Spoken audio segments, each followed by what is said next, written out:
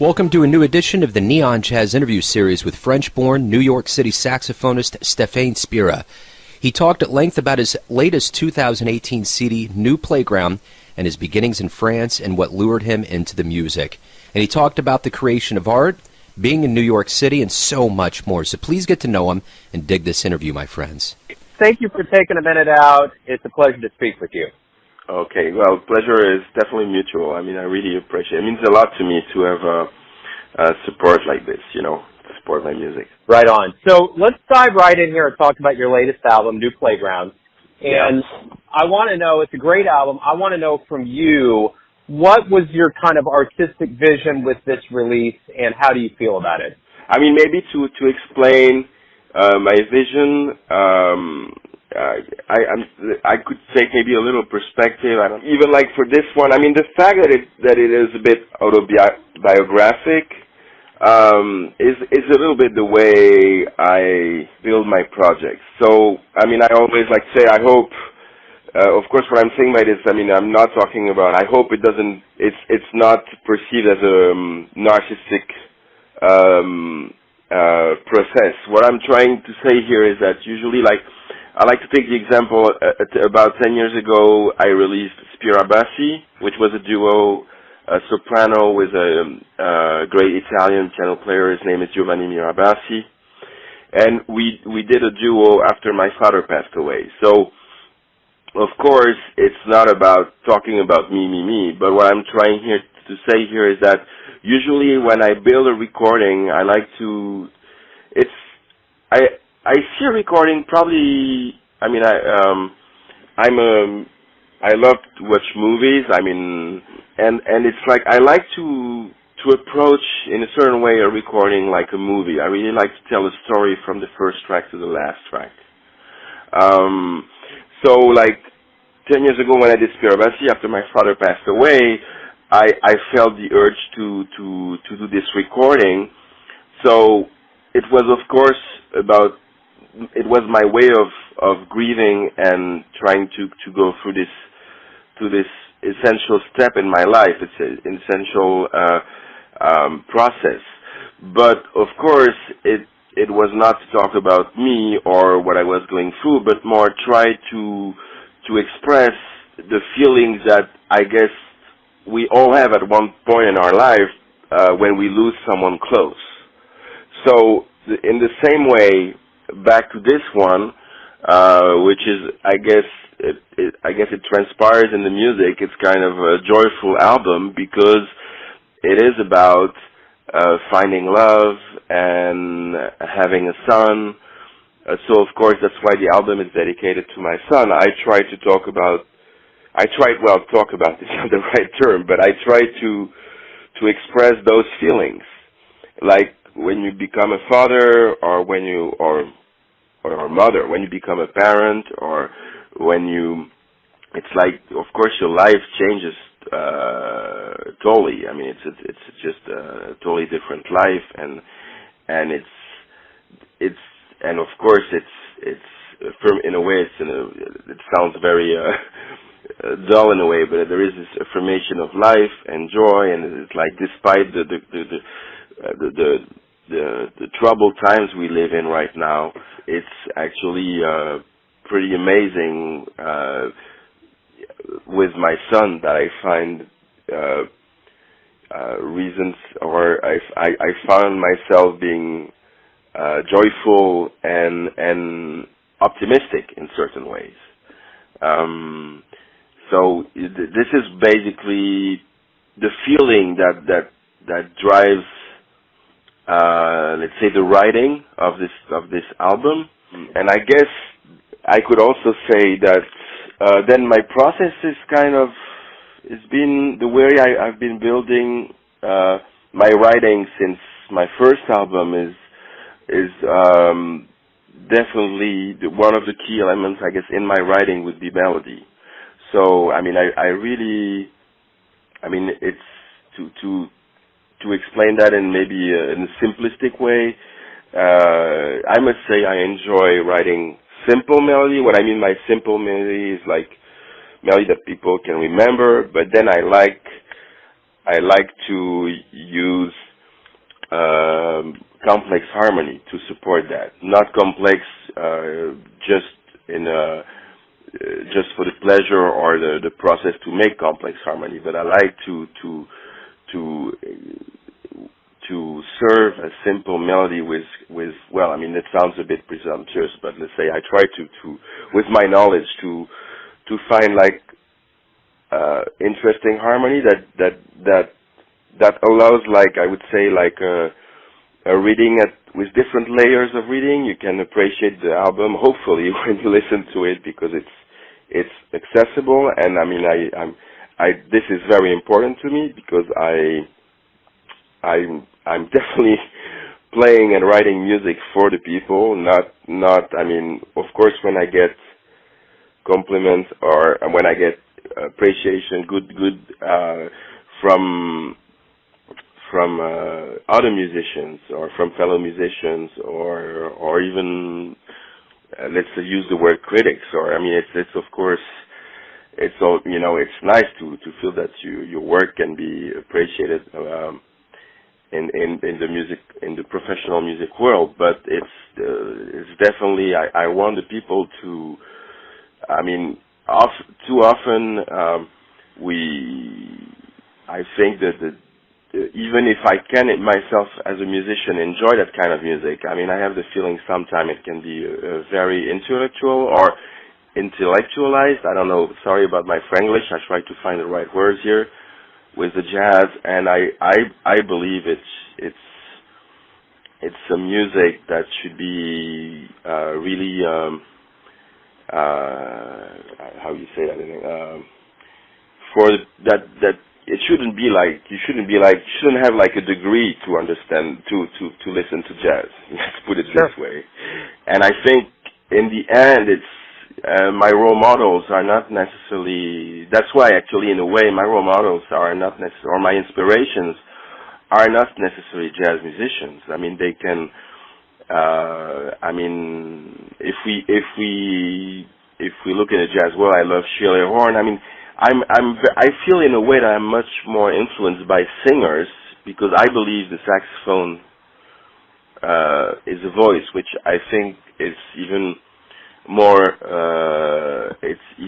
obvious with the soprano. That's why I really the soprano has become my main instrument, which is actually pretty recent. I mean, I did an album, a couple albums where there was a lot of soprano, but then the last one, the previous one, which was in between, there was a lot of tenor.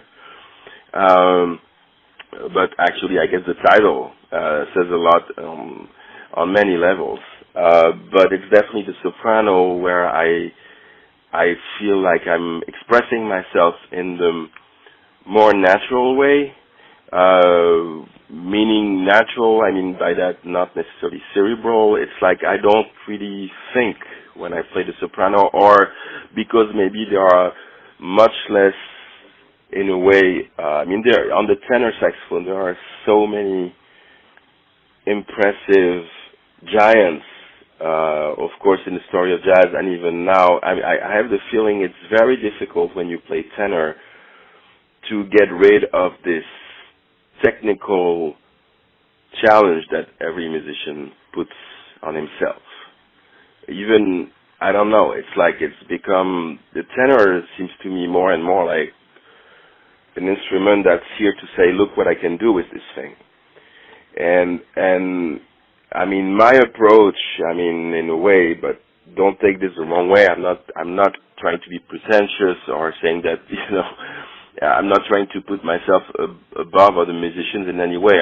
All I'm saying is that with the soprano, I have the feeling, I mean, it's still there. The technical elements are still there, but I have the feeling you have less stuff imposed by the past on the instrument, which allows a bit more freedom, or let's say you're less overthinking in a way, because it's, you know, I mean, it's in a way it's more open. And plus, I believe it's closer to the sound I hear, or that I hear inside, in a way. I don't know if those are the right words.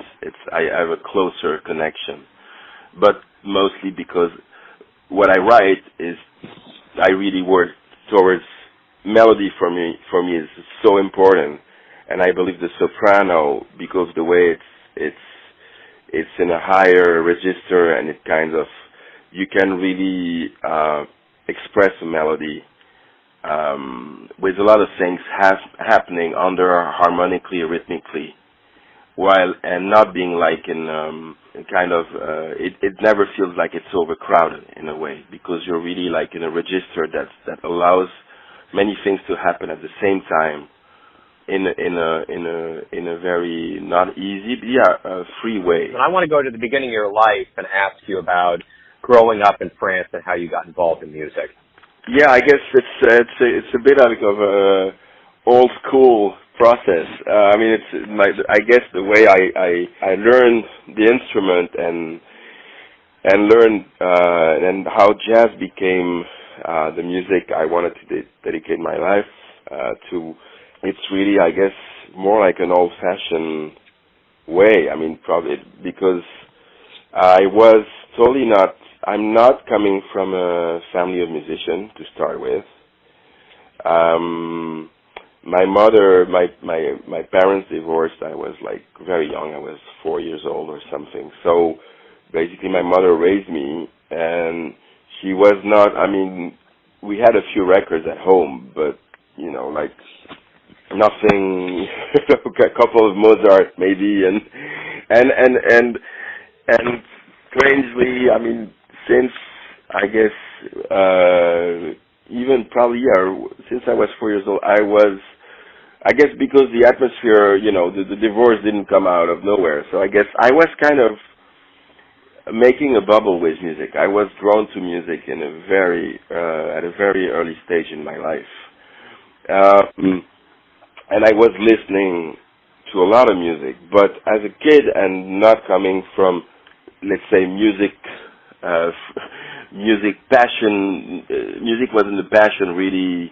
My father loved music a lot, but because I was not spending that much time with him and he was working a lot, it's not like he would sit down with me and say, listen to this, for instance. I never had that kind of experience. It was more like the other way around. I would come back, wow, I was really enthusiastic about music, but I was really building this on my own. So I would basically listen to what other kids would listen at school, or so I started like I was a kid. I would listen to the Beatles and the Stones. I mean, I was really, so I went through, really I was searching basically all the types of music that I loved, kind of on my own. So, and with this, I totally discovered jazz almost by accident, because I was, from that, I mean, growing up, when I was a teenager or adolescent, I started to listen to, I was actually attracted by Al Jarreau, George Benson, so the West Coast studio music, let's put it this way, like Donald Fagen, like, so which had definitely a soul, I mean, I hate this tags, but let's say soul, jazzy feel. There was, I had no idea, but then when I would look, the more I would go, the more I was actually interested about what was happening behind also the song. So like the album All Fly Home by Al Jarreau, for instance, there is a solo by Freddie Hubbard. So all of a sudden, or even Stevie Wonder, the Musicarium, there is Dizzy Gillespie, and this, I would get wow, I love this. So of course, then I started to check. It's like almost going like the whole story totally reversed, because basically that's how I got into jazz, by listening to Stevie Wonder and Aretha Franklin and the soul music, and like I was really looking to get to this sound. The more it was soulful and bluesy. So, and then I think totally by accident I was on a holiday, on vacation in south of France, and I heard, I think it was Standards Volume 2 by Keith Jarrett. So we're somewhere like, I believe in the 80s, if I'm not mistaken. And there was this version of God Bless the Child, which is really has a soul, very soul feeling to it. And then I understood all the freedom you could find with jazz and improvisation. And then when I heard the Keith Jarrett and also some late Miles, I mean, somebody put me like a Thelonious Monk. I never heard of Thelonious Monk, so this was definitely a shock. But I was like 17, I guess I was 17 years old the first time I heard Thelonious Monk. And this totally changed my life. I mean, I had no idea then how much it would change my life. But like it was really like it's like I found like a magic box with and then I would go to libraries and then I would listen to everything from Louis Armstrong to Miles and everything, you know, all the players that would come. So I started to go to jazz festival. I was lucky to see Getz, Dizzy, Miles, but I was totally like devouring this music. And when I got 20 years old, I mean, I was totally like in my studying for engineering, which I actually got my graduation. But music, like when I had a couple minutes besides mathematics and science, I would definitely listen to jazz. And I was totally I was totally, for some reason, I would see saxophones on magazine, which is, I guess, I'm not the only one to fall in love with an instrument this way, but I would just love the sound but so in a way, I think that's also maybe that's something not that doesn't happen that often anymore. I think what's interesting here, is that actually jazz took me to the saxophone. It's not like I learned to play saxophone and then I discovered jazz. By listening to jazz, I totally fell in love with the instrument. So for me, it was very important that I was very lucky. My mother offered me a saxophone because I said, listen, even if I have like 10 minutes a week, because it was, of course, a lot of work to get this engineering, scientific engineering graduation. But even if I have like a couple minutes a week or an hour, I can find now and then. I really would love to do this.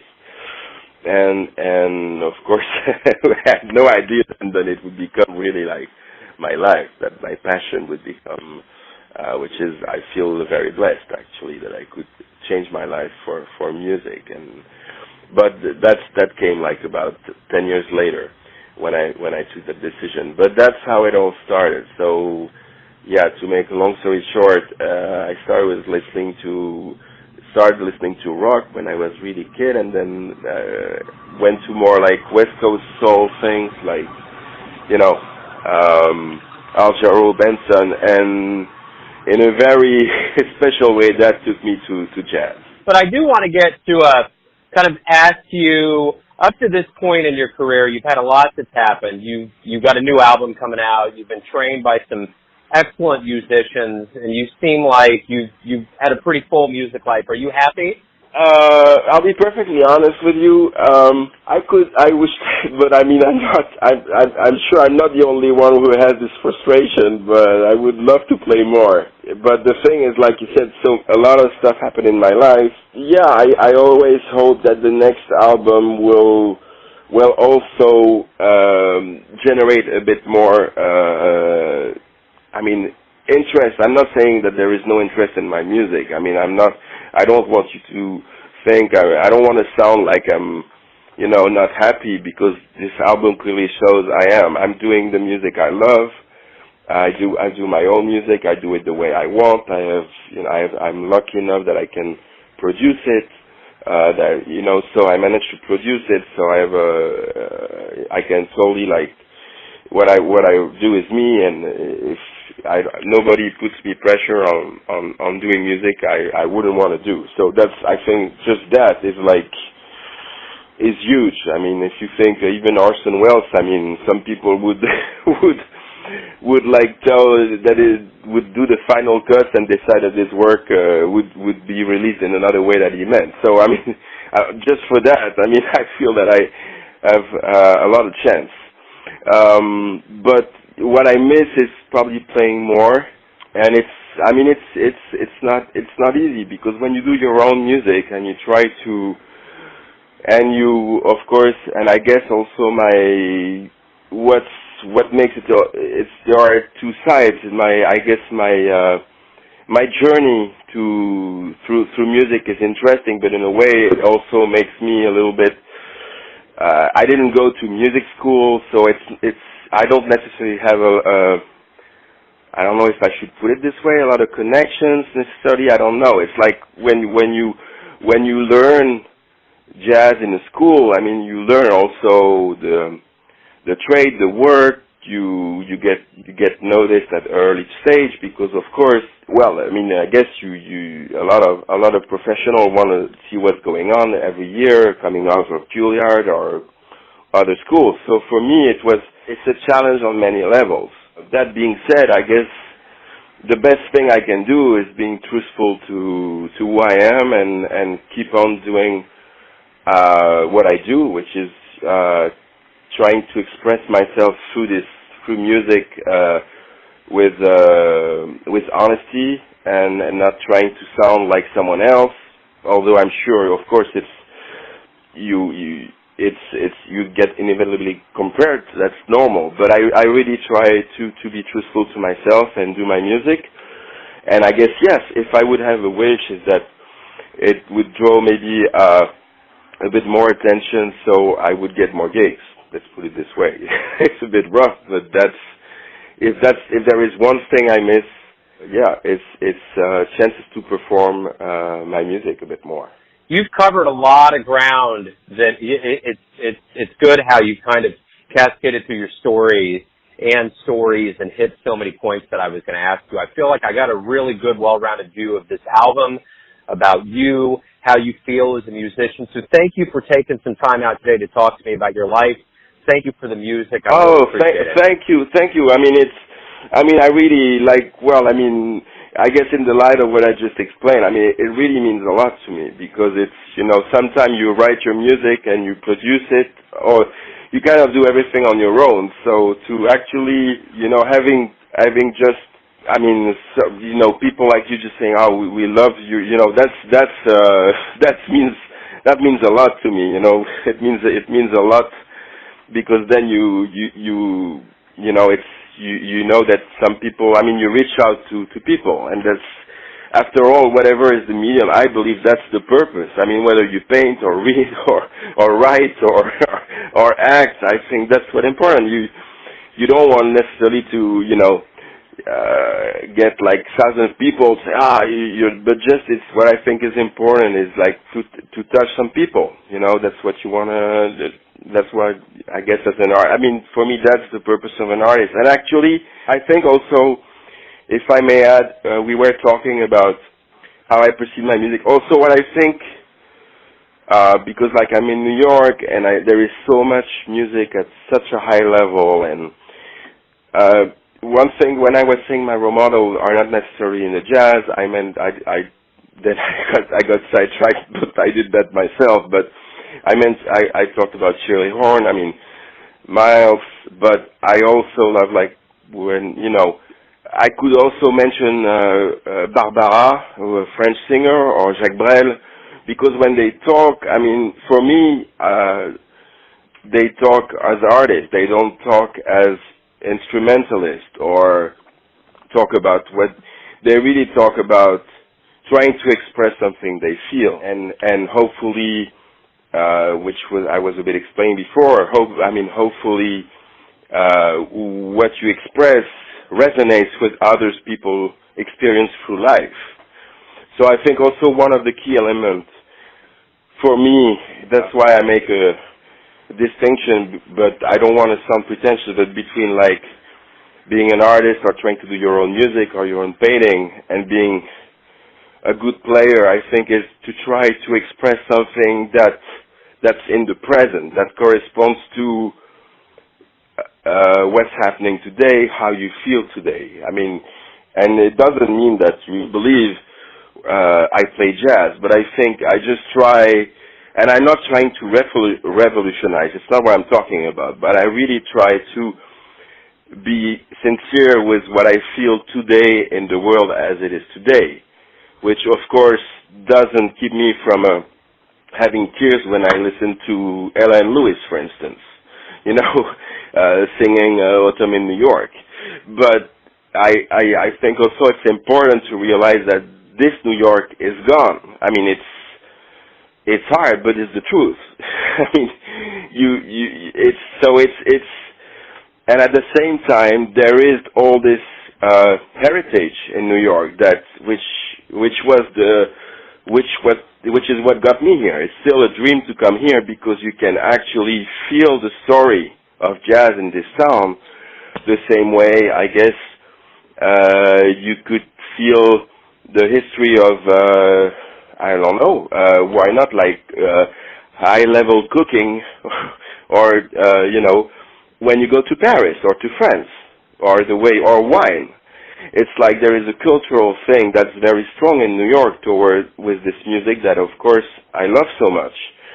And I think also one of the very difficult thing is actually and I think that's why my previous album, In Between, I love the title because it says it all. It's like I came to New York and it's hard not to be impressed, almost like dizzy, but it's also very easy to be sidetracked with all this high level quality of playing coming from all over the world, playing all kinds of music, but also often playing in a format that to me doesn't really correspond to what's happening today.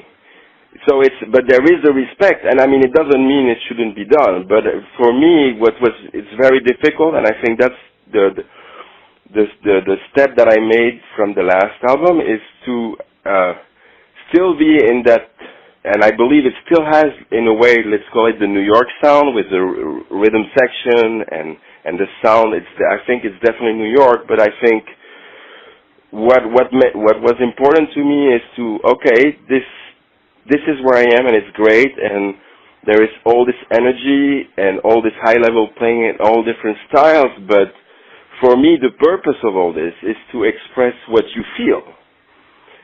And in a way I think it's very difficult to do so if you do it in a form that's kind of conservative, or I don't know how to express that. But, I mean, because I'll take it like when Charlie Parker was playing in New York. I mean, he was expressing. It was not just. It was, of course. It sounds so obvious. I mean, it sounds dull, but it wasn't just like being a virtuoso, or it's not like he created bebop. Like it was just a concept in his mind. He was actually going through a social reality. New York was a certain way in those days, which I couldn't talk about because I wasn't there. But it's like he was creating in a resonance of what he was experiencing in those days. And I think that's, for me, the lesson of the masters. Not that I pretend to be one, but I think it's very, and again, for me, it doesn't, we don't have to talk about jazz when we talk about this. It could be a painter, it could be a movie director, any great singer, or, I mean, Aretha Franklin, who just passed away. I mean, she was expressing what she felt. And I think even if you play jazz or something that's supposed to be a bit like, I don't want to use intellectual, that's why I'm talking, but if it uses complex harmonies, rhythm, and whatever you want, I mean, I think it's important not to be sidetracked and forget that in the end what you want to do is basically the same thing that those people were doing. Whether it's right. Charlie Parker or Aretha Franklin or John Coltrane. John Coltrane wasn't playing all this incredibly complex harmonies and saxophone licks, although I don't like the term, just because he was obsessed with technical issues. I mean, when he plays Alabama, he knows also how to be lyrical, and he was he was playing like whole notes. He was, right, yeah. And it's like, but nowadays I think that's a bit the tough part. I have the feeling that the technical, let's say, the form has a tendency to take over the meaning. And it's again, I'm not saying like I'm not like the rest. I'm just right. saying that it's difficult not to. You really, like, in a way, have to fight this and always go back. Especially in New York, it's so easy to be sidetracked and totally astonished and dizzy with all this level coming from everywhere. That it's. I think that's that's why I think it's important. I had the chance to be in New York a certain time to actually digest a little bit all of this and like peeling an onion and go back. Okay, but this is not me, or let's put it another way. I have to find what part of me is in this and what's not. Yeah. Okay. Sorry, but I thought it was an important. It explains a bit about the way I write and play, I guess. So. Yeah, no, absolutely. No, I think that's great. Yeah, no, and I think that's, all of your points have been totally spot on, and they've really hit all the key parts of your narrative and how I wanted to kind of get to know you. So thank you for opening up. Yes. And again, I appreciate it. Thank you, sincerely. I mean, it really means a lot. So thanks for your support. Especially, it's totally like, it's a big country, and I still feel like I'm it's just to have support to reach out to an audience. I mean, of course, it's I don't know there are no words. So really, thanks a lot. Thanks for listening and tuning in to yet another Neon Jazz interview, where we give you a bit of insight into the finest players in France, New York, Kansas City, and spots all over the world, giving fans all that jazz. And thanks to Mr. Spira for his time, his music, and his honesty. If you want to hear more interviews, go to Famous Interviews with Joe Domino on the iTunes Store. Visit neonjazz at youtube.com. And for everything Neon Jazz, go to the neonjazz.blogspot.com. Until next time, enjoy the jazz, my friends.